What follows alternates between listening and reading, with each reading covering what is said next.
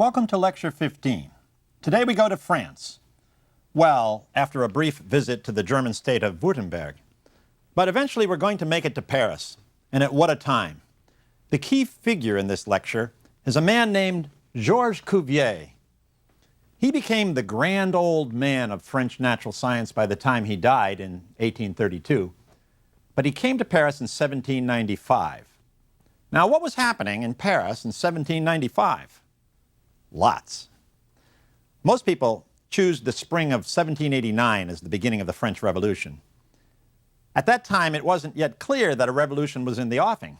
Certainly not the kind of revolution that France got, anyway. There are various other markers that can be chosen for when the revolution began. Maybe when the king agreed to increase the power of the Third Estate, or perhaps the storming of the Bastille, or when the Declaration of the Rights of Man and Citizen was adopted by the National Assembly. But things soon got out of hand, that's for sure. The violence of the terror that occurred, beginning in the summer of 1793, was a truly chaotic time.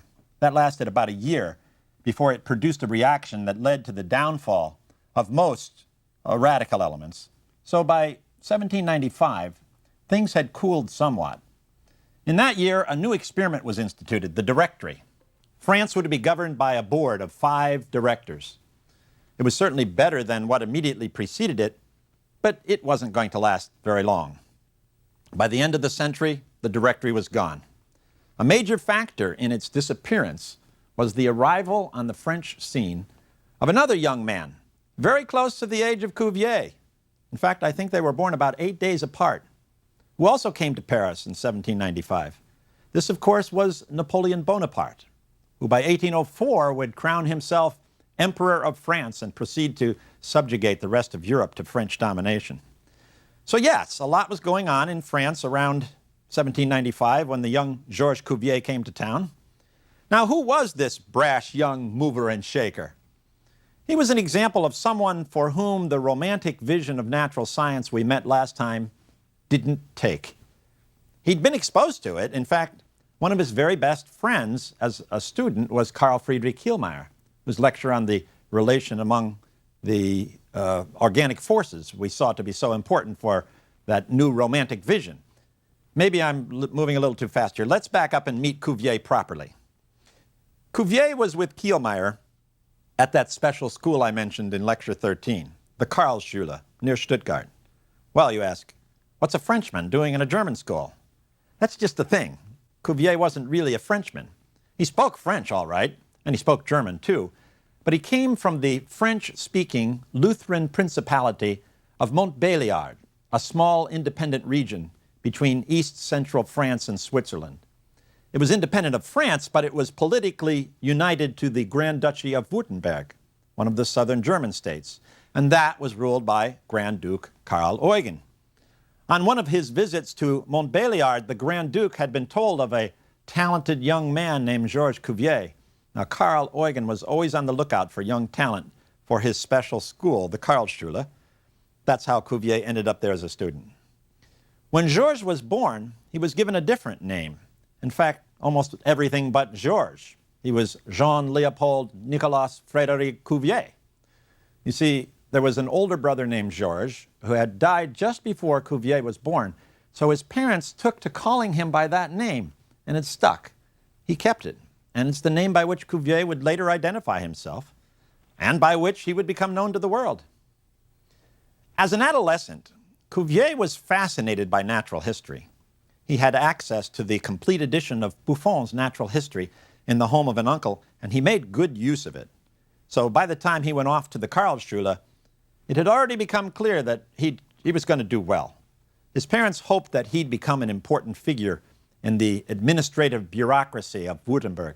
The school was known to serve the Grand Duke, as a pipeline of young talent that he could tap as needed. But the young Cuvier's interest in natural science was going to get in the way of that. But the education Cuvier got at the Karlsschule turned out to be decisive for him in several ways. For one, he met Kielmayer there and learned a great deal from him. Kielmayer, for example, taught him how to dissect specimens, and he introduced him to what we might call philosophical natural history. You have a very good idea what that means from the last two lectures. Well, Cuvier soon realized that he far preferred dissection and careful empirical observation to Kielmaier's philosophical views. But that doesn't mean that they were wasted on him. They were part of the general influence that this German-speaking school had on a native French speaker. There were students at the school from all over Europe. Cuvier came across a much richer mix of ideas here than he ever would have had he stayed in Montbéliard for sure. In fact, Cuvier's mastery of German and his attendance at the Karlsschule gave him a more diverse education than he would have had in the French institutions of higher learning available to him at the time. When the time came for graduation, Cuvier was passed over for a position in the Württemberg bureaucracy. I don't know the whole story there. I do know that he used his spare time at the school to pursue the study of natural science, and that this was not something you normally did. It may have been that he was regarded as too much of an outsider after all. I mean, he probably spoke German with a detectable French accent, though I'm speculating about that. I don't really know. Whatever the reason, he now had to determine what to do. So he decided to take up an offer that came his way from a fellow Protestant, this one not in Lutheran Württemberg, but in northern France. He'd been approached about becoming a tutor to the son of a Protestant French nobleman in Normandy. So he opted to do it.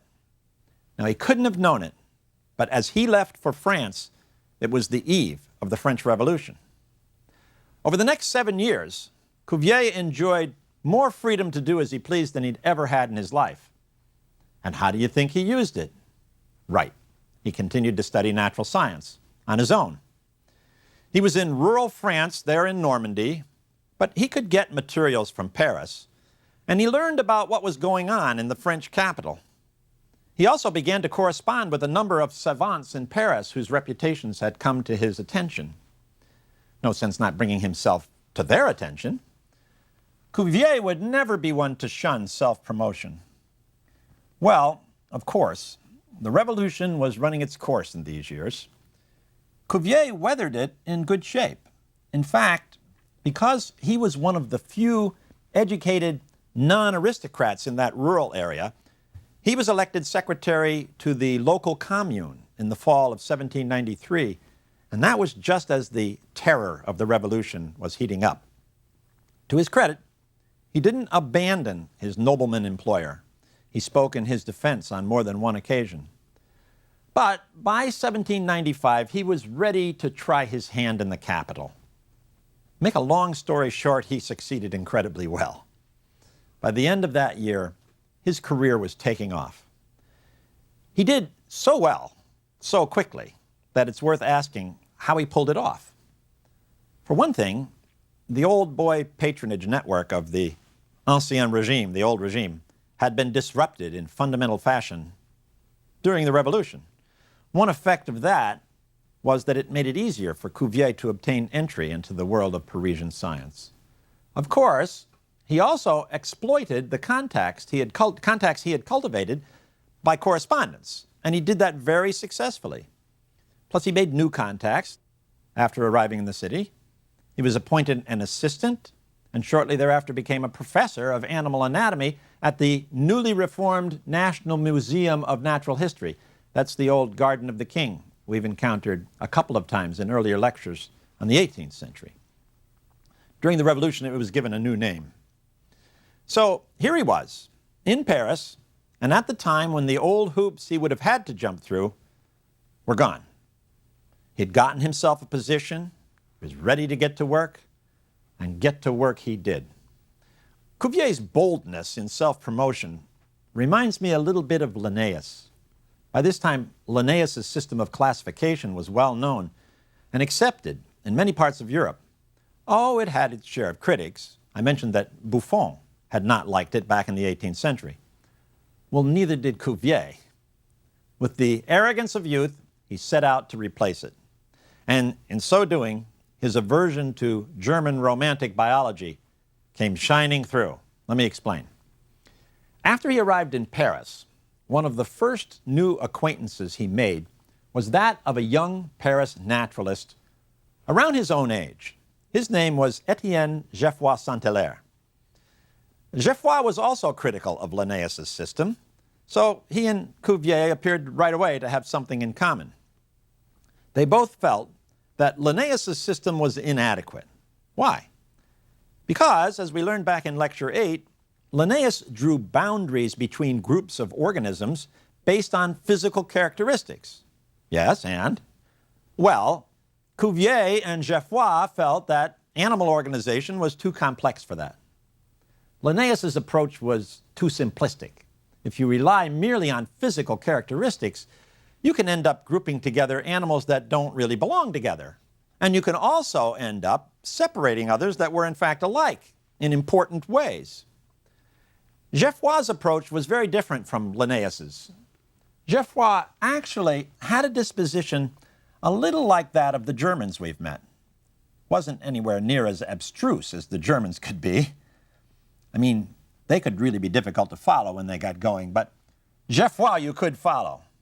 For all that, he still came at the matter with an abstract idea in his mind. He believed in an idea he called the unity of composition.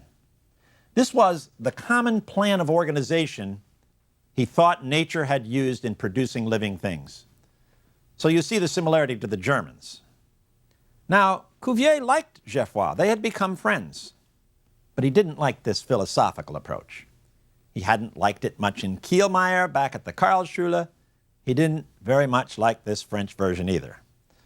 Well, what did he propose? He began working on a new system of classification. It wouldn't be published until later, in 1817, but the idea for the project he had in his head already. It would be based on the way the body functioned. In particular, he'd take his cue from how the nervous system in animals relates to organs of motion. Using this criterion, Cuvier concluded that there were 4 fundamental branches of animals. This was based on the 4 different arrangements Cuvier found in the animal kingdom by which the organs of motion were related to the nervous system. Now, we don't have time enough for me to go into Cuvier's new system of classification more than that. Let me just say that when he employed it, he did so in a way that was very different from Geoffroy's approach. Geoffroy was looking for the unity of composition in the whole animal world. Cuvier insisted that each group of organisms be considered in itself, without abstracting a relationship to other groups of organisms. In other words, he didn't want to come to nature with the assumption that there was some abstract way in which all organisms related to all other organisms. He thought he'd found from empirical observation that there were different ways nature accomplished motion in animals. He didn't like assuming that there was one general plan in nature. In fact, he opposed the idea of a scale of being, in which one organism was seen as more perfect than another. That implied that there was a standard of some sort that each individual organism could be measured against. This difference in approach, then, was evident right from the start after he arrived in Paris. Now, Cuvier is known for his new system of classification, but his reputation was really made for another reason, and that was his work with fossils. It created a stir in Paris around the turn of the century and throughout the reign of Napoleon. In fact, Napoleon was a real help to Cuvier. I don't mean deliberately or directly. I mean that Napoleon's military victories ended up having a beneficial effect for those who worked on fossils, or for anyone who worked in the Paris museums. The reason was that when Napoleon defeated another country in battle, he would bring back the spoils of war to France. So some choice collections ended up in Paris institutions in this way. One set of bones from the Netherlands was of special importance because these bones allowed Cuvier to declare that they represented a species that no longer existed. Now, you may be a little surprised to hear that the idea of extinction would have been so sensational at the time. Many people assume that of all the ways that the old notion that species were fixed would have been challenged, extinction surely must have been the first. No, the first challenge to a rigid interpretation of the fixity of species came in the assertion that new species had arisen since the creation, that there had been an origin of species. We saw that, for example, with Linnaeus. So extinction was big news here at the end of the 18th century. Sure, some of Cuvier's predecessors in the 18th century had implied in their work that life had been different in the past, but implying it, especially in a speculative theory, say like de Maillet's, that's one thing. Cuvier could stand before a crowd in a public lecture and point to actual remains from the past, remains that were lying there right in front of him, of an organism that was in fact different from anything in the present. Well, he had to convince his audience that it was different from anything that was now alive, but that's exactly what he did. He demonstrated that the extinction of species had in fact occurred. These were animals that had once existed and no longer existed. They had existed even before recorded history. It was Cuvier who introduced this sensational news to the popular mind.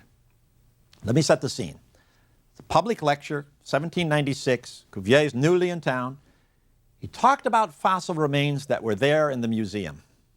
Some were those that Napoleon's victories had brought in, some were already part of the collection.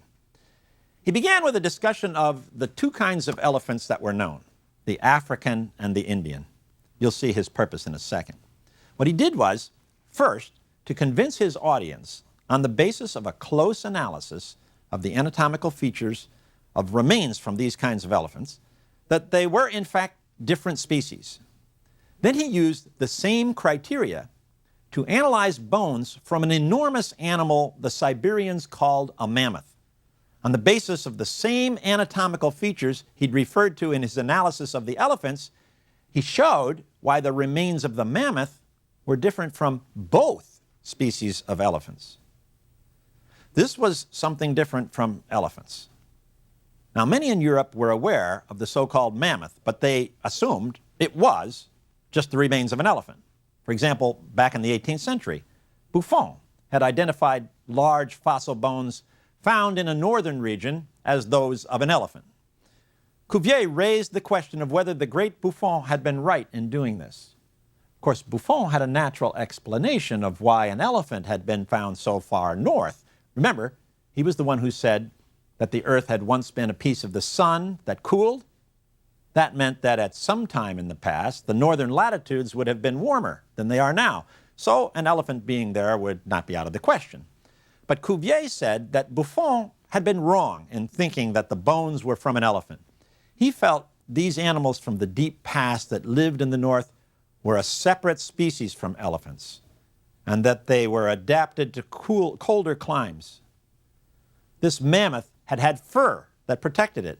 No matter how much its remains looked like those of an elephant, when you looked carefully, if you knew what you were doing, you could discern that it wasn't an elephant. It was something we never knew about before. Let me give you an idea of why Cuvier became so convincing as he fired the imagination of his listeners with talk of ancient creatures that once had roamed the earth but now no longer existed.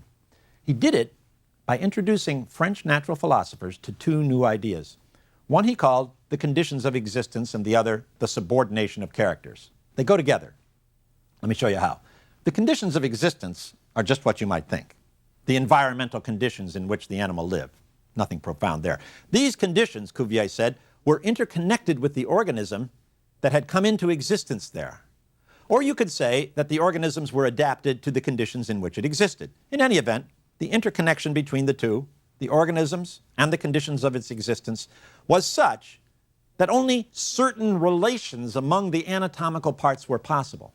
And that's where the subordination of characters comes in. The subordination of characters involved matching the characteristics of an animal to the physical conditions that determine them.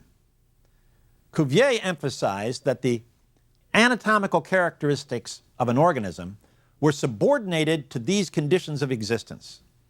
And as a result, he said, the anatomical features an animal had were, as he put it, not at all the product of chance. Cuvier determined that he was going to become so familiar with the correlations among the anatomical parts of organisms that he would then be able to draw on his expertise when analyzing their bones. If he knew the correlations, then he could recreate information about them from their parts. If a split hoof went with certain kinds of teeth, then he might be able to anticipate what kind of food an animal ate just from the nature of its foot. In other words, he would be like Sherlock Holmes, whose character I know hadn't been created yet, but he'd be like Holmes in being able to solve the whole mystery from one or two simple facts of observation. In Cuvier's case, the whole mystery was the whole organism. He could figure out an amazing amount of information about the whole organism from fossil remains of one or two of its parts. In fact, Cuvier used precisely this kind of reasoning in an analysis he made of a fossil that had been found in Buenos Aires. Well, he didn't actually have the fossil itself, he had drawings of it. Anyway, from just an analysis of its claws and teeth, he concluded that it belonged to the family that also contained sloths, armadillos, and anteaters. But then, because it also had features that were unlike any existing members of that family, Cuvier pronounced that the remains were those of an extinct animal. He called it a megatherium. Now, all this was intriguing, of course. People loved to hear Cuvier make these arguments about prehistoric beasts that no longer existed. It was exciting, very fascinating. But there were a couple of questions that plagued at least some of the listeners. How did Cuvier know these animals didn't exist today? Couldn't it be possible that Cuvier's right about their being different from known animals, but wrong about their not being around anymore? Cuvier dismissed this objection. He just refused to buy the idea that live animals, like the ones whose remains he had analyzed, might still be alive somewhere in the world and we not know about it. There had been too many travelers, too many explorers. The world, he thought, was too well known for sightings of such magnificent creatures not to have been made. Now, these beasts were extinct. Well, then another question. Let's give Cuvier the benefit of the doubt that these prehistoric beasts no longer roam the earth. What happened to them? Why don't they still exist? What kind of power would be able to wipe out all the members of a whole species? This question was one that Cuvier had pondered too, and he had come up with an explanation that he was happy with. He had a very definite idea what had happened that brought about the extinction of these species. They had, he said, in that very first lecture on the elephants, 1796, been destroyed by some kind of catastrophe. Now, this idea of catastrophes was not original with Cuvier. It had been around in earlier thinkers about the Earth's past who were interested in confirming that the biblical flood was a reasonable scenario. And although Cuvier was not concerned to shore up the biblical account, he did latch on to the idea early in conjunction with his work on fossils. The full exposition of his theory of catastrophes found its way into print in 1812. It appeared as part of one of Cuvier's classic publications. This one was his Investigations on Fossil Bones, and it was full of his ideas about the meaning of fossils. On the question of what had wiped out the whole species of animals, or entire species of animals, Cuvier first insisted that the cause of extinction could not have been due to forces at work in the present. How did he know this? Well, he said, look at some of the carcasses we found. Some of them have been preserved in ice. They weren't remains of old rotting animals. Their deaths must have come about as a result of sudden and violent causes. Like what, you ask? Well, Cuvier suggested that perhaps there had been an inundation of water or a sudden elevation of land. These could have wiped out the forms of life in the region, and then the remains of those forms had been preserved. If there hadn't been a major disruption in the course of life, some sort in that region, they would have simply rotted away instead of being preserved as they had been. But there was something else going on here as well. I mean, Cuvier had a motive that he wasn't talking about. You see, Cuvier was well aware of the ideas of some that there had been a transformation of species over time. He certainly knew, for example, about the implications of de Maillet and Buffon about life in the past, which we examined back in Lecture 3. He likely also knew about the work of the Englishman Erasmus Darwin. This was the grandfather of Charles Darwin. Charles, incidentally, was only a little boy in 1812. Erasmus wrote a book, The Temple of Nature, in 1802, that celebrated a grand evolutionary development of life. And then there was Kielmayer, of course, but whether Cuvier became aware of Kielmayer's ideas on evolution, I don't know. Kielmayer came more clearly to them after Cuvier left for France, although they continued to be in correspondence with each other. Anyway, he didn't care much for any of these ideas about life developing over time. They were all way too speculative for Cuvier's tastes. And even more close to home, there was a senior colleague right there in Paris who was well known to hold similar ideas. This was a man named Jean-Baptiste Lamarck, and he published an elaborate evolutionary system in 1809. We'll learn about him in our next lecture. But as I said, Cuvier didn't like this whole trend of thought. He was convinced that if you were going to argue that species had changed over time, you had to base the argument on evidence, not on speculation, as part of some grand theory. Now, the only evidence he thought relevant was that of the fossil record. And the fossil record didn't support the idea of a gradual evolution over time. The word in France at the time was transformism. That's the word they used for evolution, what we call evolution. In Cuvier's view, the fossil record indicated something else. You guessed it. He felt the fossil record clearly indicated that there had been periodic catastrophes. But if Cuvier denied that present animals had arisen from prehistoric species by evolution, then how did they arise? And what relation did present species have to the prehistoric creatures that Cuvier, more than anyone else, had shown to be extinct? Well, here's what Cuvier said. He started out by saying that God had originally created all the species that had ever lived or would ever live. Now, Cuvier wouldn't have struck you as a particularly religious man if you knew him in France in the early decades of the 19th century. For example, he wasn't much of a churchgoer, and he wasn't concerned very much about the Bible story of creation. What I mean is that he wasn't tied to a literal interpretation of the Bible. But in fact, he did have his own particular religious beliefs, and they were very important to him. First, he was a Protestant in a Catholic country. That made him, to some degree, constantly aware of religion, because he was in the minority all the time. But more important than that, he very much believed in God.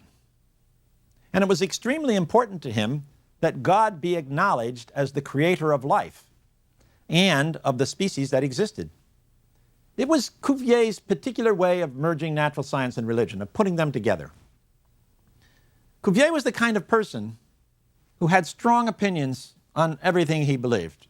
So when he declared that God had originally created all the species that had ever lived or would ever live, you knew he wasn't just saying it lightly. Okay, then what happened? Well, over time, catastrophes had occurred, and when they did, they winnowed out numerous species. Those were the ones that had become extinct. But some avoided elimination. They had never been in a region where or when a catastrophe had occurred. After the catastrophe, new life forms had migrated into the area from these neighboring regions that had been untouched by the catastrophes. Cuvier specifically denied that special creations by God were responsible for the new life that flourished following a catastrophe. What about humans? What did all this mean about their past? Well, human remains were never present among the fossil bones of the prehistoric beasts that Cuvier had identified. Cuvier implied that humans had existed at the same time as these beasts, but had not existed in the same region. Clearly, humans, unlike the prehistoric beasts, had escaped extinction from catastrophic events.